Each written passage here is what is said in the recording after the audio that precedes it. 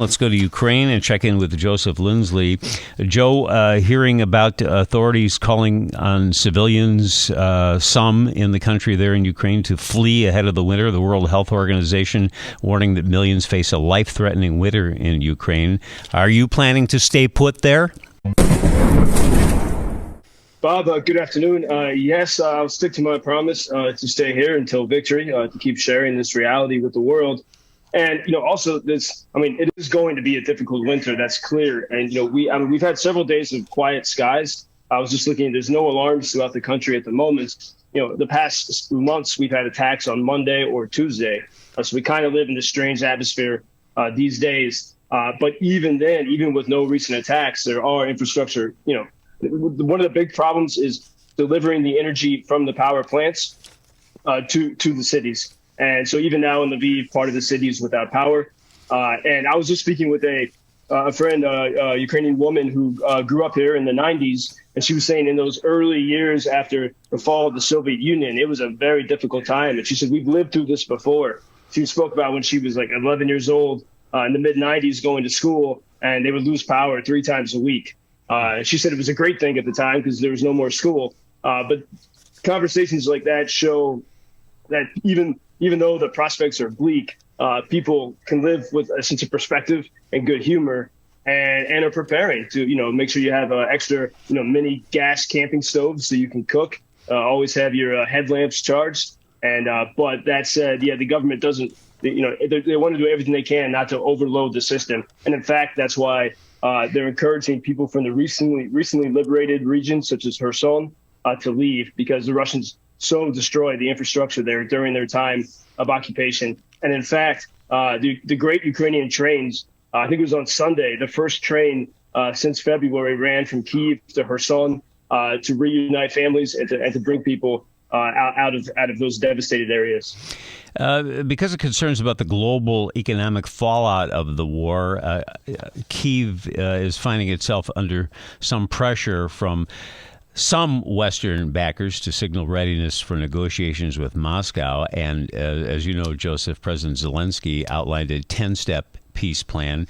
What do you think of that, and what are you hearing about it there in Ukraine?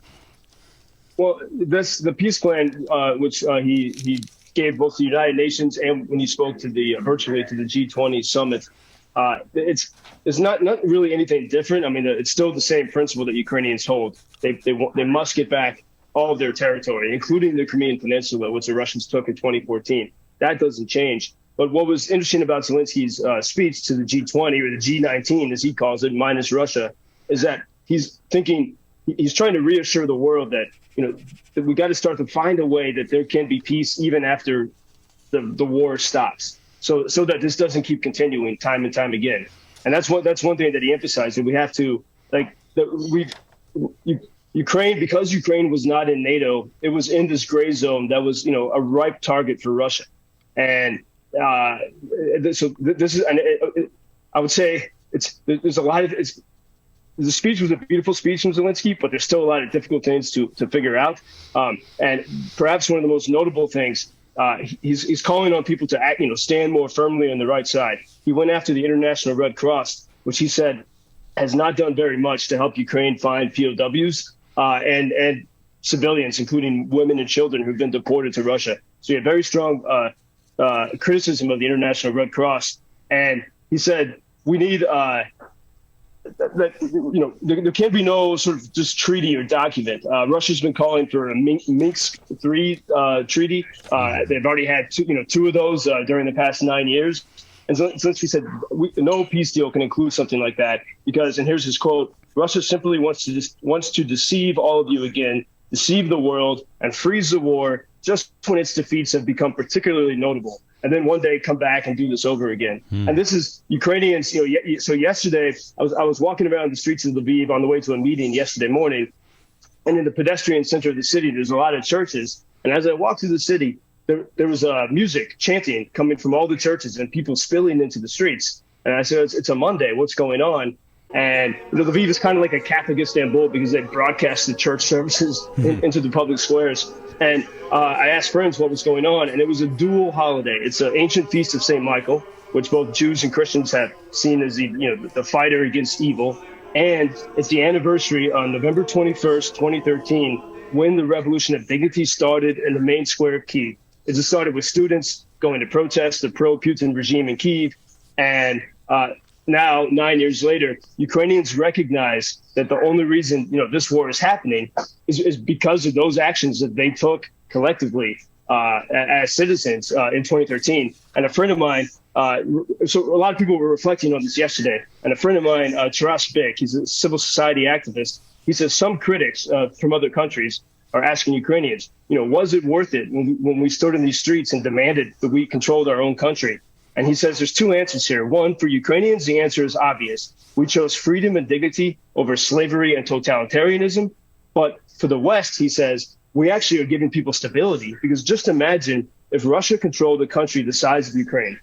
If Russia had crushed those protests, if the people had gone home in 2014, and Russia controlled the vast natural and ports, all the natural resources of Ukraine, he said on February 24th of 2022, he says, I would be worried if I was living in European capitals, because Russia would have been emboldened. And so this is the message that Ukrainians and Zelensky as well continue to try to remind the world. Yes, it's about freedom, but also about security. I'll tell you something, Joseph. The more we talk to you and the more I see the Ukrainian people on the news, the more admiration I have for the spirit over there. And this in the face of, 6,500 civilians have died since the war started. Here is some good news to leave you with today. Text from one of our listeners. Good morning, Bob. I so far have 79 one-pound canned hams destined for the Ukraine. And I dropped them off this past Sunday at the Ukrainian Cultural Center. So Chicagoans are with you and the people there, Joseph, for sure.